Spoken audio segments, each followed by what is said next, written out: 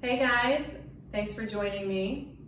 I am going to be taking you through an experience from my workshop called Cornerstones and Keystones. I'll be teaching that in May in Stockholm and then eventually bringing it back home and online. So if you're interested in learning more and you like what we did today, just reach out to me and I can get you on my email list. So we're going to talk about the keystones. Keystones in architecture, you know, they're the last little piece to be put in for the arch. And they hold everything together, but they do that through distributing the force so that nothing is working harder than something else. We have keystones in the body, and they are a place of, where we can gather tone and energy, and they also distribute the force. When I talk about tone, energy, and force, I am talking about our relationship with gravity and space and how they really help us move with ease and clarity. So we're going to talk about the pubic symphisis in the front, and we are going to play around with the SI joint in the back. The course also focuses on some embryological information. So just really quickly for this video, just know that your lovely little limb buds that you grew included your pelvic halves, your legs and your feet. So at the pubic symphisis, there's that keystone. That's actually where the legs meet, connect, communicate. The SI joint is different. So it looks like a wedge, but we don't want to treat it like a wedge. We want to treat it like a very clear place of communication where the spine, the spinal energy comes from a different place embryologically. The spinal energy is able to flow down through those pelvic halves. So our SI joint is the place where our legs meet our spine, and the energy is clear, and so it can flow upwards, but it can also continue to flow downwards through the tail. And last but not least, our tail is a limb. It is a limb.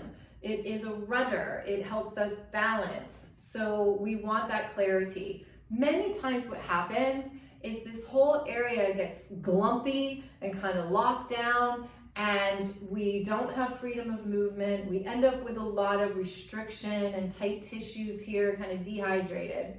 So this practice of finding the pubic symphisis as the keystone to communicate with, to move upwards, and the tail as the communicator to move upwards and downwards can be really helpful. So we're going to move into a lunge. So we're just going to lower down and you're going to check in. We also talk about there's a keystone in the foot that has a relationship here as well. Not going to get into that for this, but just aligning your foot and seeing if you can feel the push through those first 3 toes, and then also feeling the pinky toe side and the middle of the heel, and finding this sense of rebound. So this is all developmental work.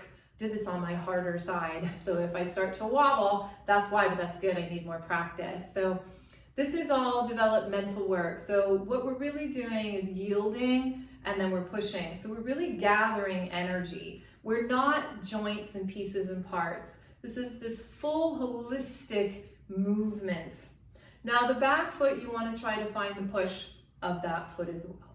Now you're going to go ahead and take your awareness to the push part of your feet and flowing upwards and connecting to the pubic symphisis. So you're not actually going forwards, but what you're not doing is squeeze my butt, release, squeeze my butt, or even worse, just squeeze my butt the whole time. So connecting the legs up through inner thighs, pubic symphisis, up the front, so the tail can reach. The tail is very clear. Yes, my pelvic halves come back there. but they are not a part of this. My tail is free. And then there's this beautiful push from the feet, yield and push. You're still getting to feel your muscles working, but this is a very different. This is like expanding and condensing. That's very different than I'm bending in my joints. You can practice that and go back to this expanding and condensing. Let's try it on the other foot. So, aligning the bones. When the bones are clear, muscles are like, woo! When the bones are not so clear, the muscles are like, oh, I gotta take this over there, yeah? So, freedom is what we're looking for, easeful movement. That doesn't mean that it's necessarily easy. We can still have those wonderful feelings of our muscles, right? Our muscles doing this work.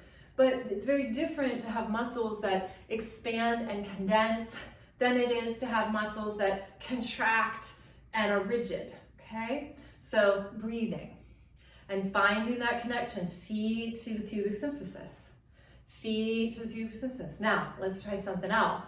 What if from here you went up? Not, I'm gonna squeeze my butt because that's how I stabilize. How about finding the foot, and this is where the foot comes into play with that keystone, connecting those legs to that pubic symphisis. Tail's free. And then what if you played with that? What if your tail just became this beautiful rudder? It's actually helping you balance. Yeah. Now, we're making silly movement, right? It's very fun though, isn't it? It's very freeing. So clear, energetic pathways is what we're looking for, and is most of the time, we can try it on the other leg, what is more helpful than I need to get stronger glutes or I need to get stronger quads. It's really more about more connection and more relationship to the earth, to gravity, to space, to our bodies, and understanding them as these beautiful developmental things. Sometimes I think we've gotten so far away from, I don't know why I'm doing this with my arms, because I just want to move, from human movement, that when we go to do it, it seems so foreign. Isn't that interesting? It's like we don't know how to move like ourselves anymore.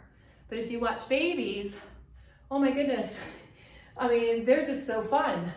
They're using their tail, they've got their limbs, they've got these connections, and so can you. You just can learn about all of this developmental work, and once you know it, it's yours. And you can play like we did today. So, thanks for joining me for this little, I guess I'm gonna call it like an embodied movement breakout session. I hope you enjoyed it.